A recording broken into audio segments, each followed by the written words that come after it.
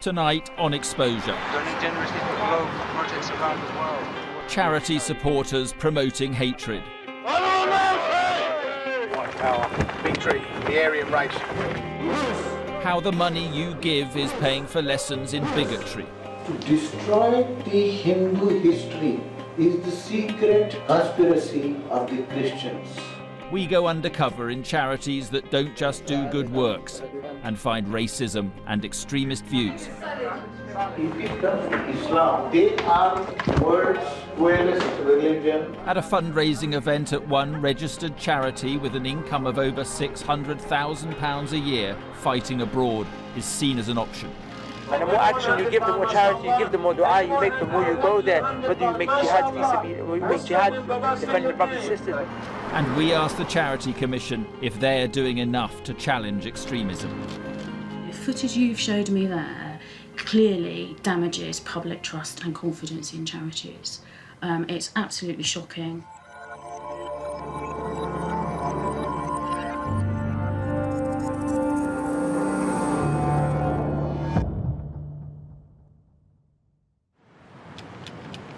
There are more than 160,000 registered charities in England and Wales, and together they have a combined income that has grown to more than £60 billion.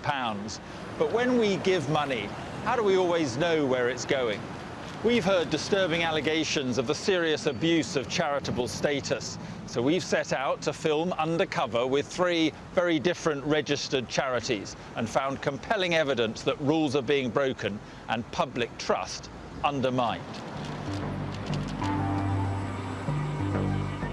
We're at what organisers describe as the world's biggest St George's Day parade. We just celebrate the day of being English. Come on! This is Stone Cross in the West Midlands. The event is organised locally. Most people are here to celebrate their history and have a good time. The event is sponsored by a national charity called the Steadfast Trust. According to the Charity Commission's website, the organisation's official purposes include relieving poverty among members of the Anglo-Saxon community living in England, and bringing about awareness of the contributions made to British history and society by people of Anglo-Saxon descent. Having our day to celebrate what is best about England. St George's Day should be a bank holiday. But we've been told that the Steadfast Trust has a political purpose and is engaging in some activities that are not for the benefit of the general public. So we've sent in our undercover reporter Jamie to find out more. At the St George's Day event, the Steadfast Trust have a stall selling books and T-shirts. How you doing? You alright? Just your charity sponsors the event, yeah? £1,000 a year. Alright, cool. This is charity trustee Tim Hawke. What does your charity do? 4 areas where it provides grants. It will help out in community groups. They provide books for schools, cultural events such as this, and also storytellers for schools as well, dressed up in this sort of gear, funnily enough. Our reporter Jamie gets in touch with Tim on email. Tim, how you doing? You alright? Yeah. Shoes on or off? Yeah, no, keep on. It's alright, we're going to head to Malden, like I say, and see you. Yeah, cool. Tim's invited him to a get-together to honour the Battle of Malden. It's not a Steadfast event, but some of the charity's supporters will be there. How many people are going to be here? Probably several. Oh, they're a nice enough bunch. They don't do a great deal, but they turn up to events. Some of them being like in the old NF in the past and all that sort of gear. The first sign that this isn't so harmless a gathering. I was born in '82. The National Front is a far-right political party notorious for their violence and for their racism.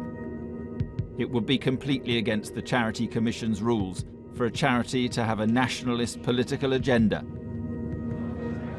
So we wanted to find out more. The day out begins in a traditional English way at the pub. But the conversation quickly descends into outright racism. Steve is a supporter of Steadfast. Do you remember at the Wolf Marry last year, there was the geezer that come up, he had the fucking nigger wife with the nigger kid, and he had a white dragon flag. Do you remember his name? A short time later, our reporter meets Darren. Darren's been organising events for Steadfast for more than 4 years. Immediately, Darren openly admits that he commits criminal damage with a racist agenda. I mate, you talk about, oh yeah, the graffiti. I bloody did the graffiti. Did you? Yeah, I sprayed it up. Where was it? Down the Battle Abbey. What was it? Oh, just like I've got a picture in my car. There's 2 suspicious characters. They had these massive 8 stencils and a can of red paint. Where was that? Norwich Castle. Why they should illustrate an Anglo-Saxon gallery with a picture of an Indian woman, I don't know. It just had to be done. We've got loads of stickers which you can just go in and just chuck on, sort of like offensive displays. If there's anything around your way, you know, we will get some stickers to you. Then Darren tells our reporter that he's aware of the risks of more extreme action.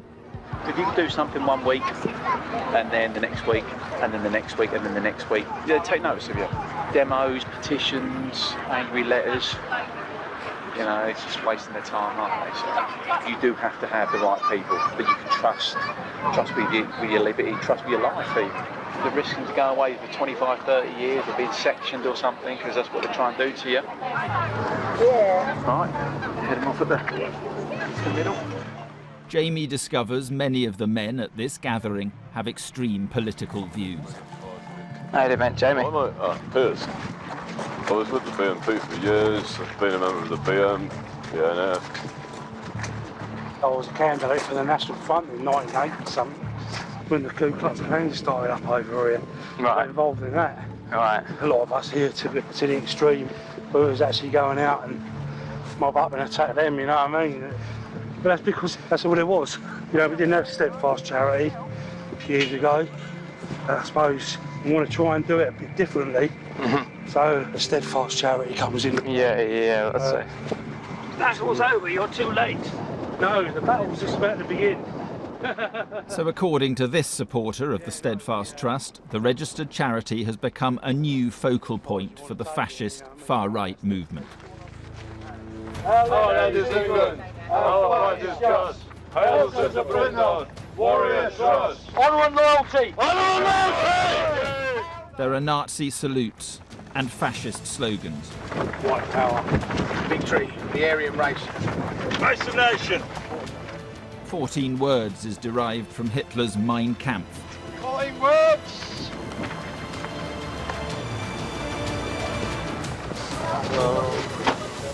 A mixed-race family are passing.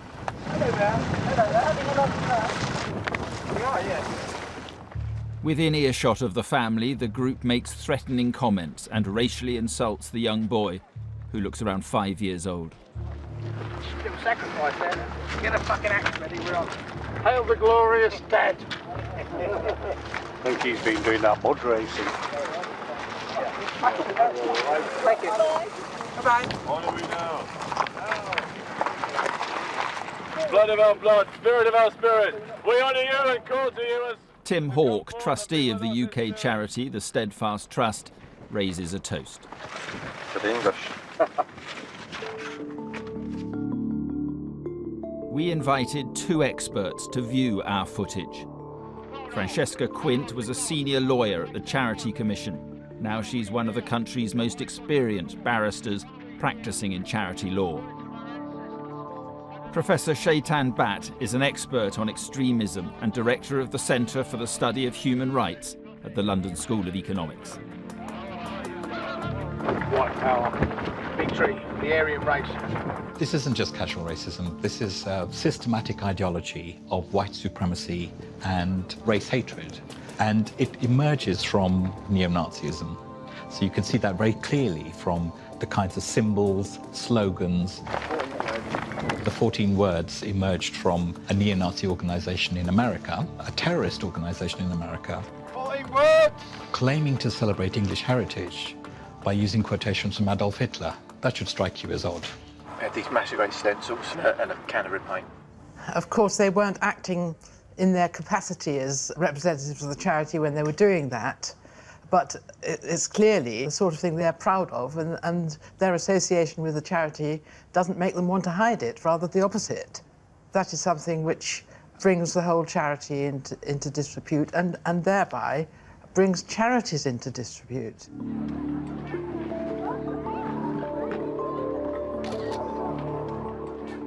Tim Hawke and Mark Taylor took over the running of the charity in 2014. It seems these new trustees are happy to have support from the far right. There's a whole big bunch that come down with Darren, skinheads and everything. We need some people like that. We need a bit of enthusiasm, you know. To find out the charity's plans for the future, Jamie's invited to Tim Hawke's house. It's become a kind of haven for English nationalists, your place, isn't it? I have a big 20-foot flagpole with the white dragon at the front of mine. Everyone sees it.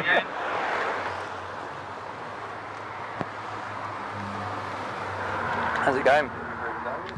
Our undercover reporter, Jamie, has heard people associated with the charity boasting about criminal damage.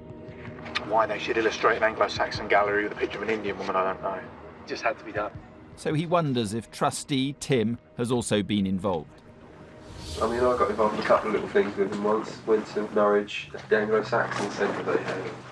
They said, you know, there's lots of parts of culture in Britain. Anglo-Saxon was part of it, and then they have a picture of Indian women and stuff like this, and we thought, what? So we put some little sticker things over it, so that didn't do. But the other thing is, one of the charity's stated aims is to set up English community groups across the country to give a voice to the local English population. Tim mentions an English community group in Chelmsford. Tim refers to the group as Burn the Mosques. Burn the mosques. I said, there's not a chance in hell that charity's going to give you any money. Can you imagine charity providing funding for that? But it seems he isn't ruling out mosques may be burnt down in the future. They're not going to burn the mosque down. Maybe if there was a strong nationalist English focus and there was more militancy, that might happen. It's not going to happen in the next few years. Maybe it'll happen in the future, but not now. Steadfast have a stall in Waltham Abbey at the annual memorial ceremony to honour King Harold, who died in the Battle of Hastings in 1066. For most people here, this is a taste of the enjoyable pageantry of the Middle Ages. But last year, at the same event, Steadfast supporter Steve spotted a mixed-race family he did not approve of. Wolf Maddy last year, there was a geezer that come up and he had the fucking nigger wife with the nigger kid and he had a white dragon flag. Steve spots the same family attending this event, and he's not too pleased to see them. Is that one of the African wife with the white dragon flag? What goes through their fucking mind though? Oh yeah, my African wife, and drape yourself in this white dragon flag.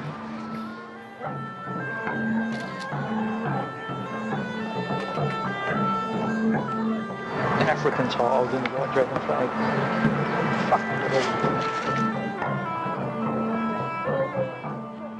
Steve arrives at the charity's stall. He says he's going to put his photo of the family online. Did you see that white dragon flag walking along? Yeah, we've got photos we made that might be on Red Watch tonight. Red Watch is a website with a menacing slogan: remember places, traitors' faces, they'll all pay for their crimes. It is a far-right website where photographs and contact details are posted of people claimed to be communist sympathisers. They're not going to burn the mosque down. Maybe it'll happen in the future. For a charity, that would be quite shocking to see a charity make these claims, but it's not surprising for a far-right organisation. You're never far from political violence. You're never far from incitement to hatred. I'm shocked that it's still being allowed to function as a charity. It's clearly got a political agenda that is driven by neo-Nazi or white nationalist ideas. The Steadfast Trust told us, Tim Hawke has been suspended pending an internal investigation, and Darren Clark suspended from our supporters list. The Trust does not share or support the offensive views expressed, some by people unknown to the charity. We cannot be held responsible for the views, actions or political affiliations of our supporters. We always work within charity law and all donations are used to further our registered objectives. The Steadfast Trust is not and never has been political in its aims, and we are perplexed by the suggestion that it has become the focal point for the far right. Tim Hawke attended the Malden event to identify whether it could benefit from a grant. He disliked what he saw and told trustees he would not attend in future. We have criteria that English community groups must follow. Only a fraction of groups are sanctioned by us. Tim Hawke says "burn the mosques" was a comment on the page of one group, and he decided the trust could not be associated with it. Mark Taylor's comments on skinheads were made in jest, and the event referred to did not happen. Steadfast told us they had no knowledge of Steve, and we could not trace him for a response. The charity Hindu Swam Sevak Sangh UK, commonly known as HSS, was registered in 1974. HSS enjoys charitable status because it advances the Hindu religion and educates the public in the Hindu ideals and way of life, as this promotional video demonstrates. But we've heard allegations that in private it's actually also teaching young Hindus to denigrate other religions. To see if we can find out more, our second reporter, Ravi, is going undercover to attend the HSS annual leadership camp at a school in Hertfordshire. Talk me through how you worked undercover in this camp. Being in there for 10 days, I didn't really realise how stressful it would be, how much I would miss outside contact. You have to always be thinking, am I rolling? Is my camera working? Can people even see where my equipment is?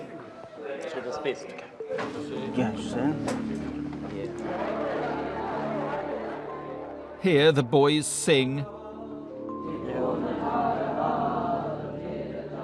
play, learn, and are taught martial arts.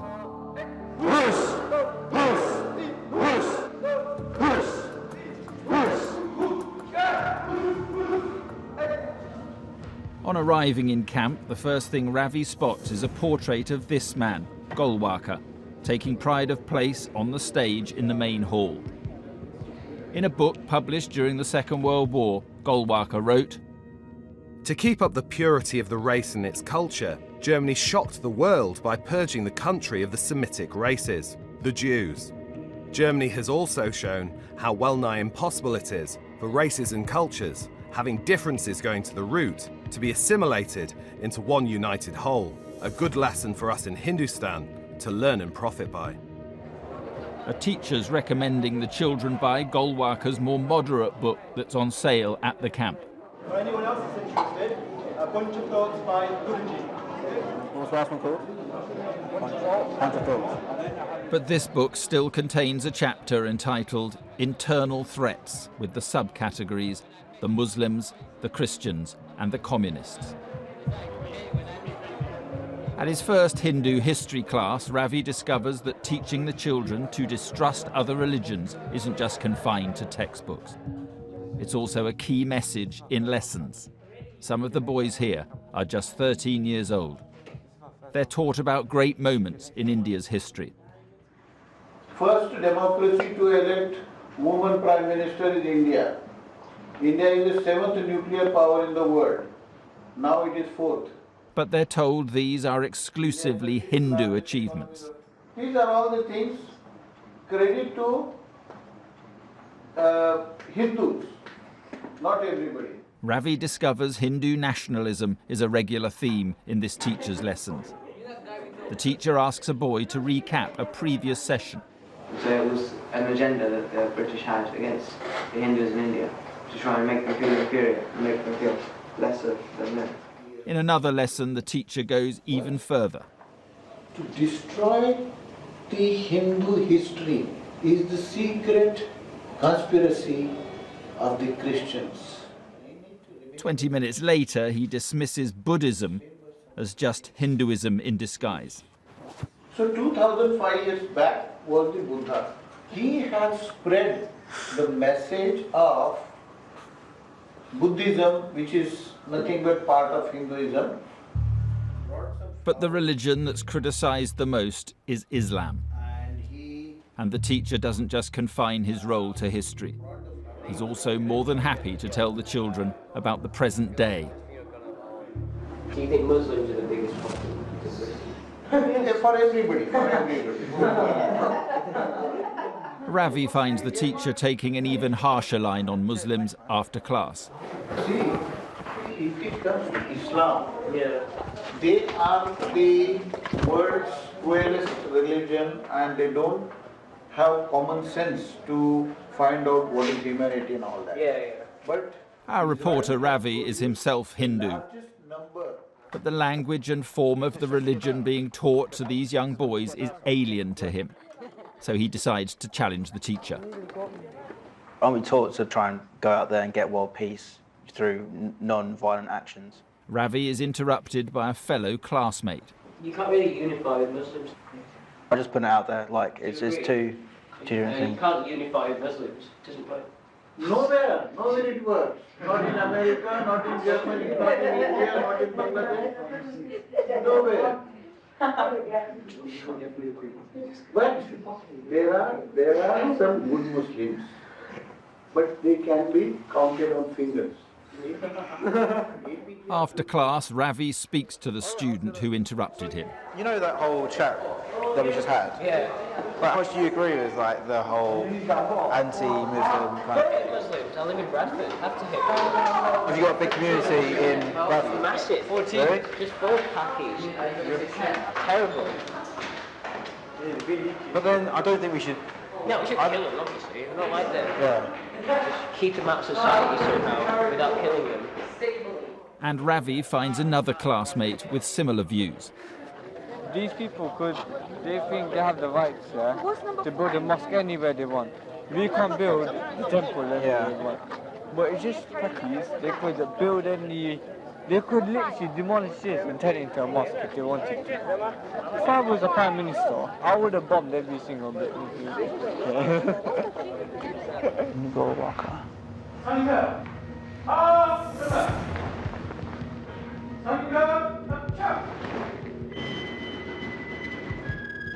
Day after day, our reporter follows shouted orders and is taught to march in military formation. The discipline of the camp is demonstrated in this promotional video posted by an HSS supporter.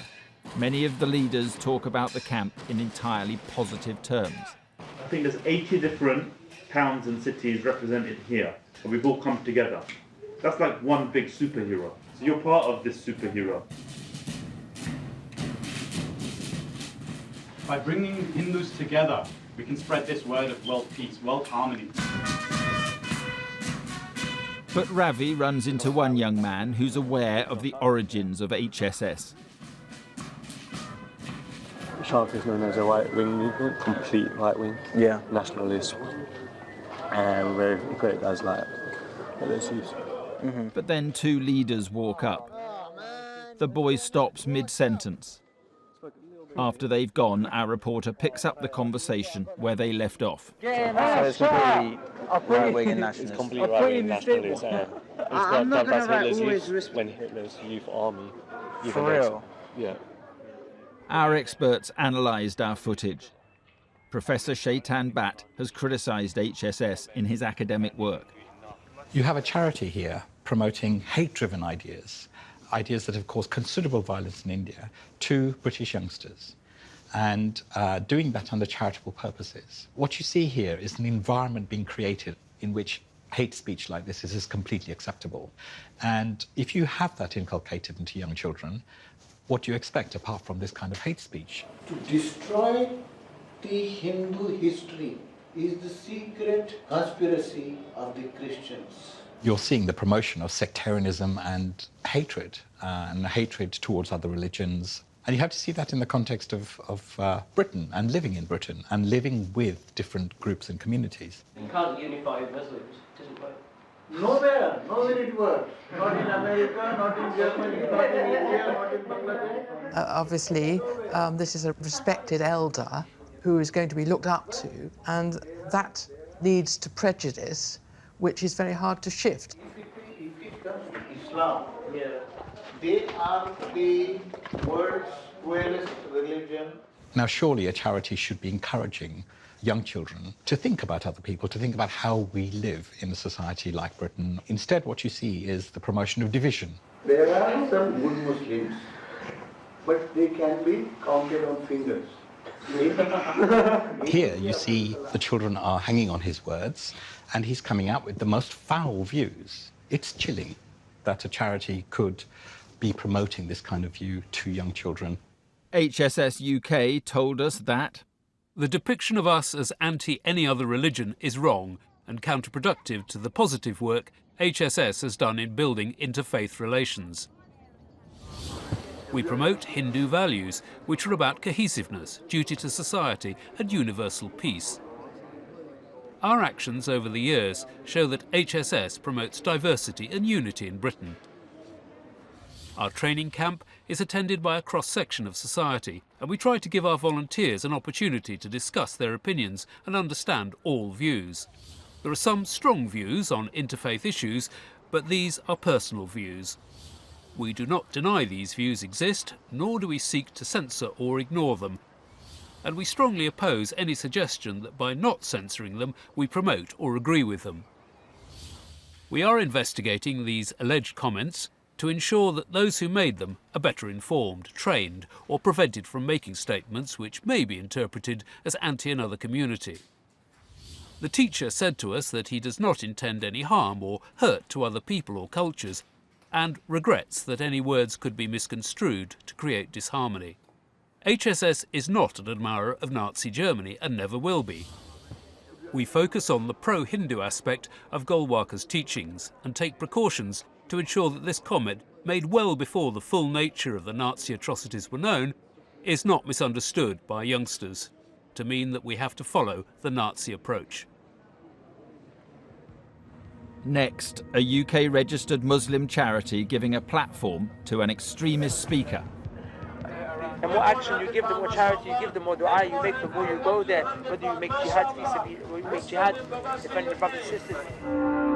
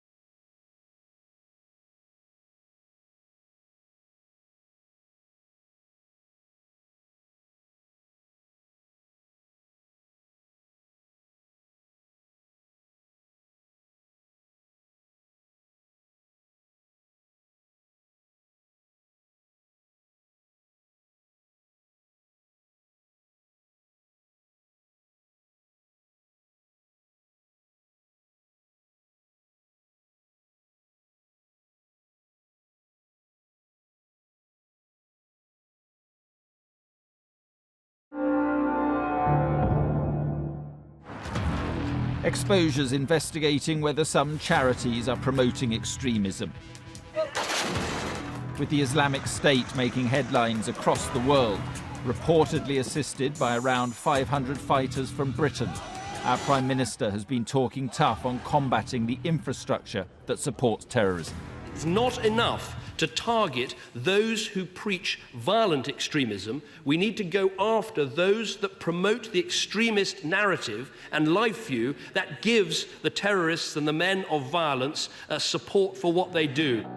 The Charity Commission recently began scrutinising 86 charities believed to be at risk from extremism. 37 of them are raising money for Syria. We want to find out whether charities could be contributing to young British Muslims joining the jihad. So we sent in our third undercover reporter, Kabir. He's going to offer to work as a volunteer for Global Aid Trust, also known as GAT, that's raising money for Syria. The evidence we had on GAT suggested that there was indeed a need for an undercover investigation. We knew that this charity was hosting hate speakers on their events.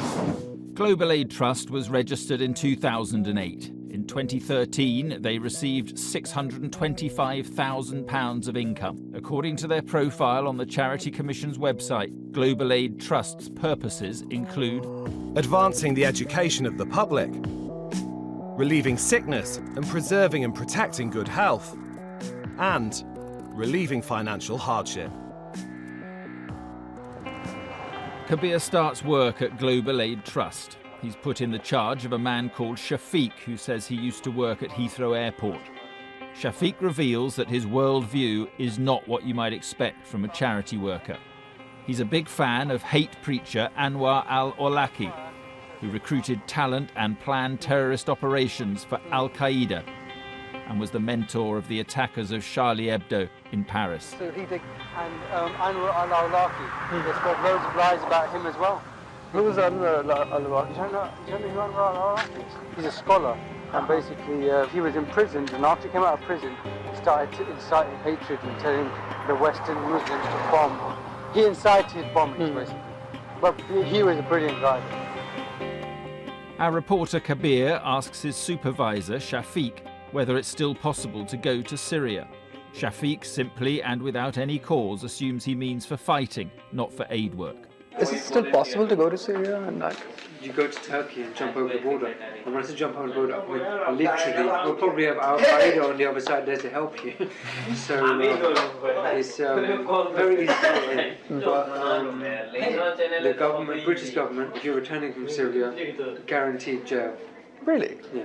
If you're going with, say, UNICEF or a recognised charity, then maybe they won't. Anyone who has gone or will go has to go with the intention of never coming home. Shafiq then goes on to suggest that fighting jihad in Syria is a duty justified by Islamic scriptures known as hadiths. On the gates of Damascus and on the gates of Palestine, there will be an army of mine that will never stop fighting. And it's, other hadiths say it's obligatory upon you when this happens, Syria, you have to help. Doesn't mean you have to go there, you have to help. By whichever means necessary. And can't just go there and start fighting. I'll tell you why.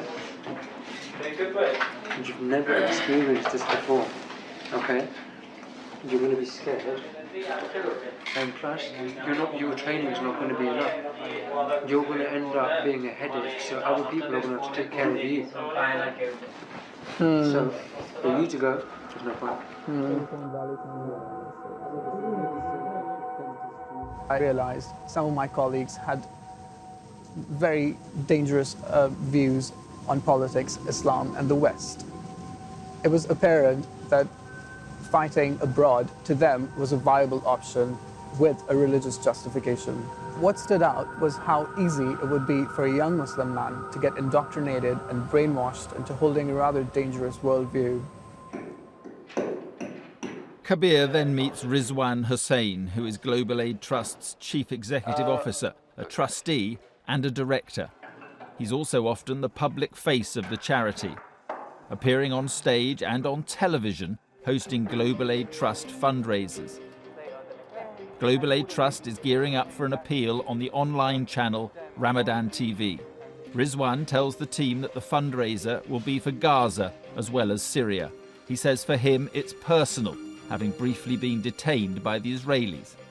Well, when I talk about Gaza, I talk about a place that I'm very connected with. I go there. Yeah. Sometimes I've gone through the tunnel. I was in prison in Israel, so I know what the situation is. They charged me with an enemy of the state, threat to national security. Rizwan also appears to make an anti-Semitic comment. They have these tunnels from various parts of West Bank as well as Jordan and other borders. And when a conflict hits, these tunnels, what it costs you £100 to drive a car through into Gaza, it costs you £2,000. I see, I see. Yeah, it's a very... Who's in charge of those tunnels? The gangsters. All right. Jewish people. They sell it. I see. They sell these tunnel routes. We've researched this point and we can find no reference to Jewish people being in charge of any tunnels into Gaza. It's the day of the Ramadan TV fundraiser. Our reporter Kabir is taking calls from donors. Kabir's supervisor Shafiq takes his seat on the sofa. They refer to Syria as the biggest refugee crisis of our time, and that's a fact. The oppression going on there is described as the worst thing since Pharaoh. Since Pharaoh, there has not been an oppression as bad as what is going on in Syria. In 3,000 years, nothing so bad has happened. We showed our footage to our experts. Anwar al-Awlaki, he incited bombings, basically. But he was a brilliant guy. Basically... What's striking about it is that it's glossing over completely the nature of Anwar al-Awlaki's ideas. And they included, for example, things like the war against unbelievers and the killing of unbelievers must go on until the end of all time.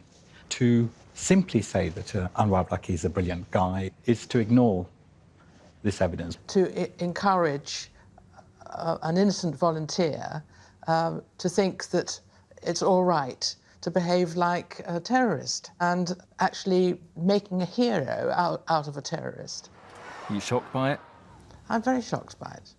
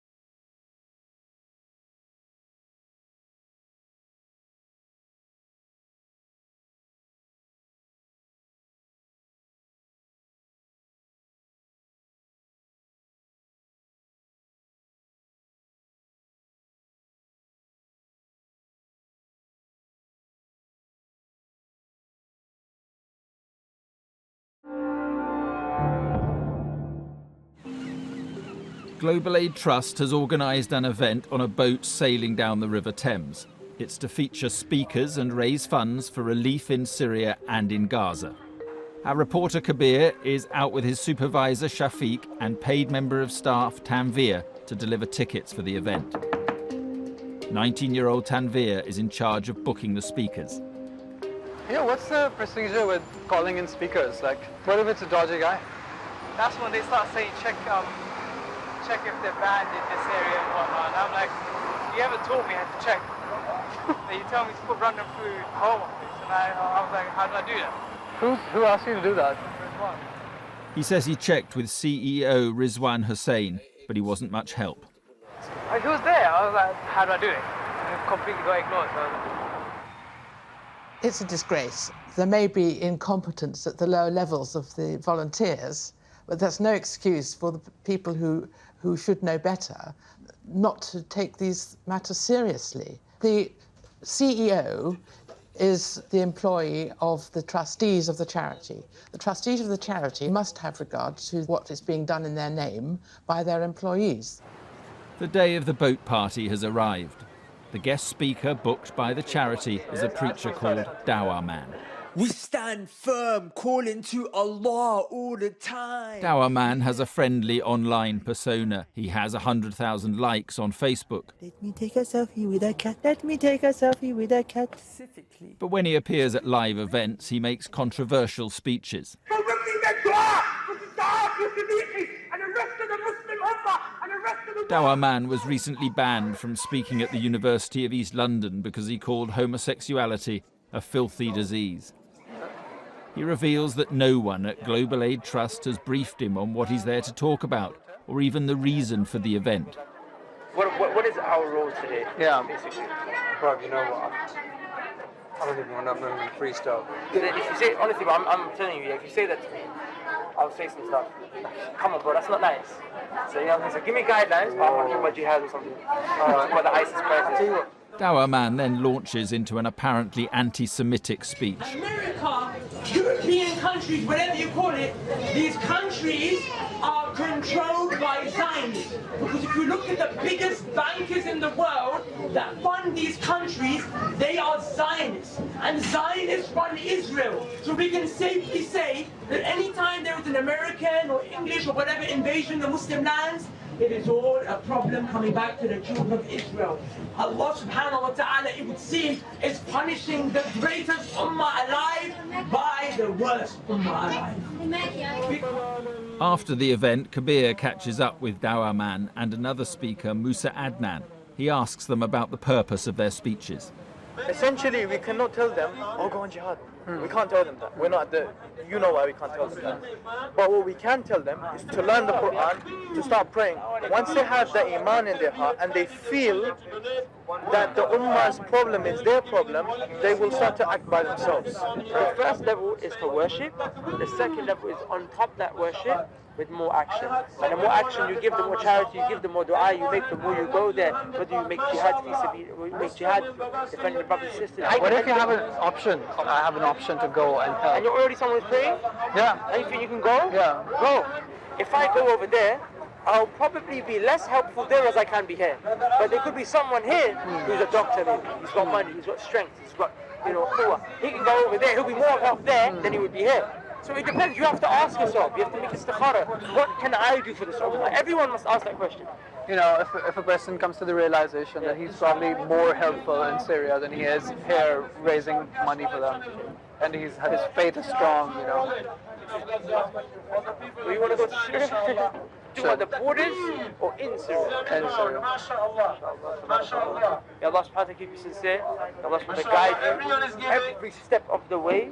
So you do things for his sake and his sake. At a charity event, an influential speaker, far from dissuading our reporter from joining the struggle in Syria, is instead offering him a blessing.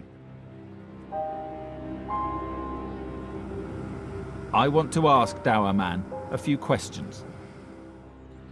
Eventually we find him at his mother's flat. Hi Imran, how are you doing? But Dawah Mann. Let's come in.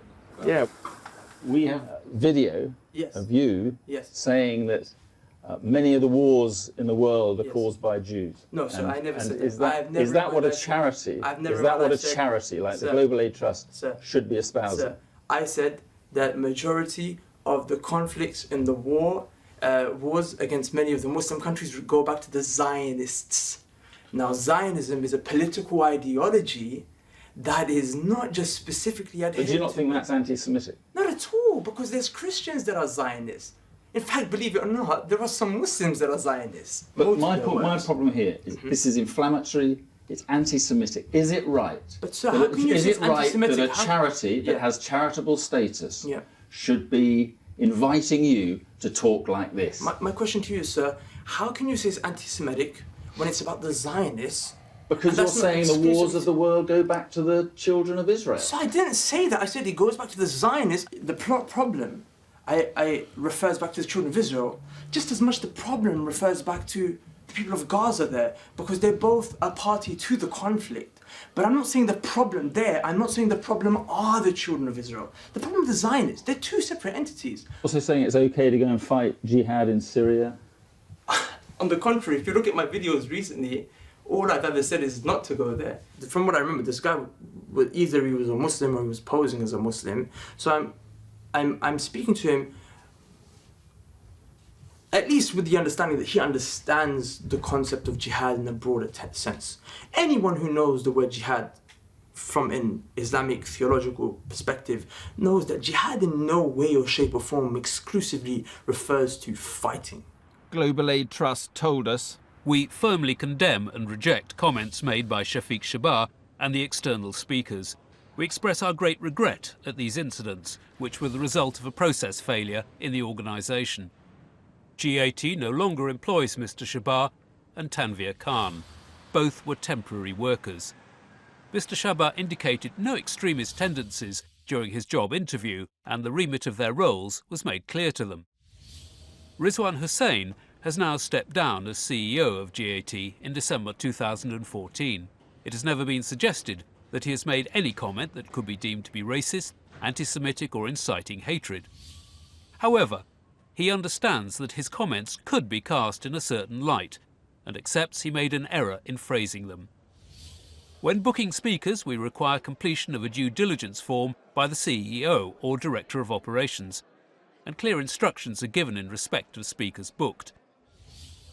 On this occasion, the form was completed and a script was requested from the speaker, but not provided, and the event went ahead. The staff member responsible was suspended and resigned thereafter. As soon as this incident was highlighted to us, we made a decision not to book Dawa Man again. We have processes to make sure we carry out our work to the highest standards. We accept that some of these processes have failed and have taken remedial action, and consulted a number of experts to assess and help us devise new, robust processes and policies to improve internal governance. We apologise to our supporters and those for whom distress is caused, and will do our utmost to ensure no such situations occur again. Just over a year ago, the Charity Commission was described as not fit for purpose by a House of Commons committee.